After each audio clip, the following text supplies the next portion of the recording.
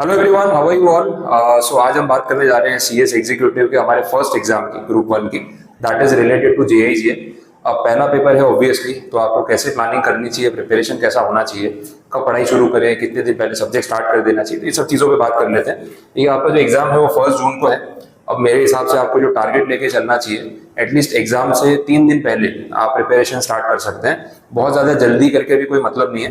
Means जितना syllabus है और जितना कंटेंट पढ़ने के लिए एक्यूरेट टाइम चाहिए, आपको उस हिसाब से प्लानिंग करना चाहिए। बहुत जल्दी स्टार्ट करके एकदम ज़्यादा रिलैक्स होकर पढ़ने जाएंगे तो भी वो सिलेबस में कहीं ना कहीं आप लैग कर जाएंगे, वो हो जाता है, वो चीज़ें होती हैं। तो इससे बेटर ये है कि कंटेंट के हिसाब से हम लोग टाइम अलॉट करें। अब यहाँ पे मेरे अकॉर्डिंग 3 डेज का आपका जो रिविजन है, टारगेट है, वो मोर देन इनफ है। अगर आप इतना टाइम रख के शुरू करते हैं तो 29 मई से आपको स्टार्ट करना चाहिए। 3 दिन आप रख सकते हैं प्रिपरेशन के लिए, 29, 30 एंड 31, एंड देन फर्स्ट को तो आपका मॉर्निंग में एग्जाम है। अब फर्स्ट पेपर में अगर हम इतने दिन अलॉट कर रहे हैं तो वो आपके लिए एक एडवांटेज भी रहेगा, बिकॉज फर्स्ट पेपर अगर अच्छा जाता है तो उसका इम्पैक्ट बाकी के पेपर्स पे ऑब्वियसली होगा।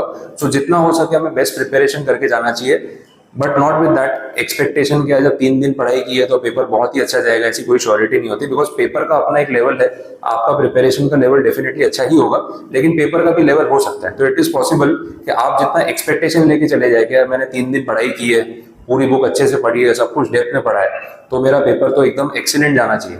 तो इट इज नॉट दैट, मतलब गारंटी नहीं है उस चीज़ की। तो आप प्रिपरेशन अपने एंड से करिए, पूरी मेहनत करिए, एंड प्रोबेबिलिटी अपने आप बढ़ जाएगी कि आपको पेपर में ज्यादा से ज्यादा क्वेश्चंस आते होंगे और आप उसको फ्लुएंटली लिख पाएंगे। But if the things are otherwise it should be okay, ठीक है। तो उतना ज्यादा एक्सपेक्टेशंस लेके नहीं जाना है, खास ध्यान रखना है। 29 मई से 31 मई तक जो 3 दिन का आपका टारगेट है, उसमें अगर आप डेली जैसे मॉर्निंग 8 टू इवनिंग 12 या रात को 12 बजे तक काउंट कर रहे हैं ना, तो इफेक्टिवली आपको 12 आवर्स तो पर डे मिल ही जाएंगे, and that is an average. तो अगर आप 3 दिन में पूरे दे रहे हैं ना, तो 36 आवर्स आपके पास अवेलेबल है। अब देखो, इसमें मैं वैसा शेड्यूल आपको नहीं बताऊंगा, 8 बजे उठो, 8:30 बजे पढ़ने बैठो, उससे पहले नाश्ता कर लो, और उतने छोटे बच्चे आप हो नहीं, तो आई नो कि आपको कैलकुलेशन अपना कर लो कितने बजे आपको उठना है, कितने बजे पढ़ने बैठना है, प्लस सबका अपना स्टडी पैटर्न है, आवर्स अलग होते हैं। तो मैं वैसे दिन को उस तरीके से तो डिवाइड नहीं कर रहा, वो नीडेड नहीं है। लेकिन मॉर्निंग 8 टू अगर मिडनाइट 12 वो स्लॉट गिन रहे हैं ना, तो with break time, lunch and dinner, everything, आपके पास 12 आवर्स तो नेट आराम से निकलेंगे, उतना अपने मान के चल सकते हैं।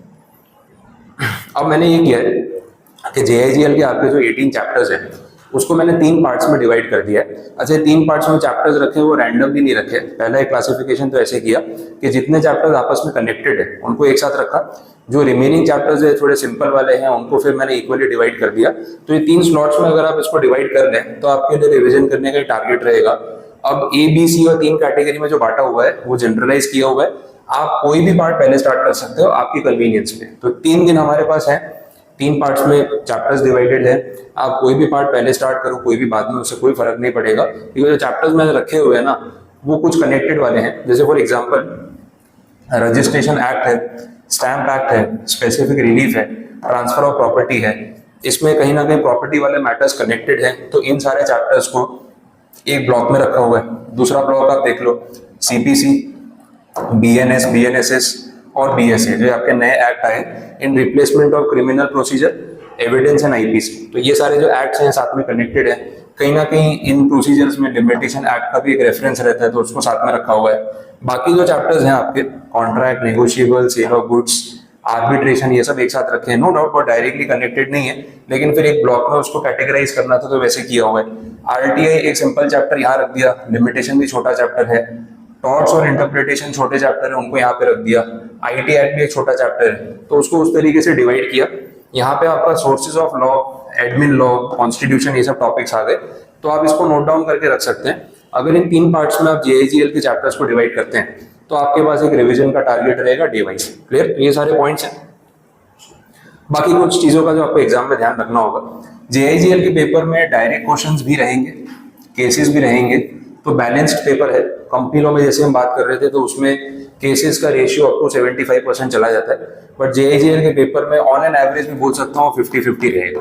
तो ऐसा भी नहीं कि सारे केसेस आते हैं, डायरेक्ट क्वेश्चंस मिल जाते हैं, एंड गारंटीड जितना मटेरियल अपन ने पढ़ा है, जितने अपने नोट्स हैं, आप पास पेपर्स मैच करके देख लो, या जो आपका पेपर आएगा आप देख लेना, आपको नोट्स में से पूरा कंटेंट मिलेगा। तो ऐसा कुछ भी नहीं है जो अपन ने स्किप किया, नहीं पढ़ा, आधा अधूरा पढ़ के गए, ऐसे कोई इश्यूज नहीं है। तो सारा कंटेंट आपको बुक में से ही मिलेगा।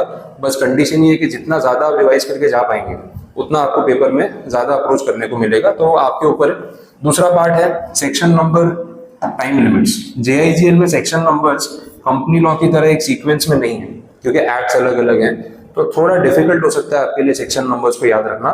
जितना हो सके ठीक है, बहुत ज्यादा प्रेशर नहीं है। गलत सेक्शन नंबर मत लिख के आना सिर्फ लिखने के चक्कर में, नहीं तो पूरा आंसर वो रॉन्ग दे देंगे। तो सेक्शन नंबर हो सके उतना ठीक है, इसको मॉडरेट इंपॉर्टेंस दो। हाँ, जो टाइम लिमिट्स हैं वो आपको फिर स्पेसिफिक लिखनी पड़ती है, क्योंकि वो नहीं लिखोगे तो मार्क्स जाएंगे, ठीक है। तो ये पॉइंट्स का ध्यान रखना है।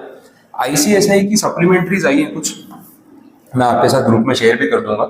इन सप्लीमेंट्रीज में ना कुछ केस लॉज दे रखे हैं, काफी लोग इसके बारे में देखते भी है, फिर मैसेज आता है बोले सर ये कुछ आया हुआ है, इसका क्या करना है या नहीं। तो मैं आपको सामने ही बता रहा हूँ, आईसीएसआई की सप्लीमेंट्री में आपको अमेंडमेंट्स नहीं मिलेंगे एक्ट के, वो तो अपने नोट्स में कवर हो गए हैं।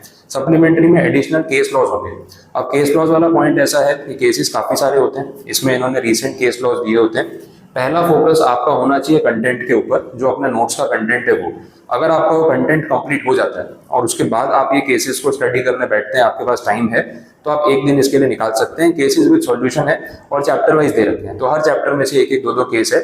अब बोले सर इसमें से एग्जाम में आता है या नहीं, कभी कभी आता भी है, ऐसा बोल रहा हूँ कि नहीं पूछते, एक या दो क्वेश्चन पूछ भी सकते हैं, बट आप कितना याद करके जा सकते हो वो आपके ऊपर है। तो अगर आपको ये सप्लीमेंट्रीज पढ़नी हो एडिशनली, आप पढ़ो, लेकिन only after the notes are done, पूरा कंप्लीट करने के बाद। अगर नोट्स कंप्लीट करने में टाइम जा रहा है या उसमें कोई चैप्टर्स बाकी है और वो छोड़ के आप सप्लीमेंट्री के पीछे लग जाओगे, तो वो एक अच्छा आइडिया नहीं है। उल्टा बेटर है कि आप पहले सेक्शंस पे और कंटेंट पे फोकस करो, ताकि अगर कोई बाहर का केस आ भी जाए तो आप सेक्शंस या प्रोविजंस उसमें रिलेट करा के उतने मार्क्स को सिक्योर कर सको। तो फर्स्ट प्रायोरिटी अपना कंटेंट होना चाहिए, ये उसके बाद आपको कवर करना होता है, इसलिए सप्लीमेंट्री बोल रहे हैं, वो एडिशनल डॉक्यूमेंट है वैसा है। बाकी जो पास पेपर्स और रेफरेंस बुक की बात हम कर रहे हैं, तो रेफरेंस बुक अपन ने साथ में डिस्कस की हुई है क्लास में। इसमें भी आपको पास्ट एग्जामिनेशन के क्वेश्चंस ही दिए गए हैं और वो पास्ट पेपर में से ही होंगे, ऑब्वियसली कुछ अलग नहीं है। तो अगर आपने रेफरेंस में क्रैकर स्कैनर साथ में सॉल्व की हुई है, तो पास्ट पेपर्स आपको फिर से उठा के देखने की जरूरत नहीं पड़ेगी, इम्प्लाइड है। लास्ट 3 से 4 साल के या 5 अटेम्प्ट्स के आप क्वेश्चंस अगर देख लेते हो, तो उससे आपको आइडिया लग जाएगा कि एग्जाम का लेवल क्या है, and that should be more than enough, ठीक है। तो आई होप आपको सारे पॉइंट्स क्लियर हो गए होंगे, तो इसके बेसिस पे आप प्रिपरेशन स्टार्ट कर सकते हैं। और भी कुछ क्वेरी हो, कुछ नहीं समझ आ रहा हो, तो एनी टाइम आप कॉन्टैक्ट कर सकते हैं। Thank you so much, all the best.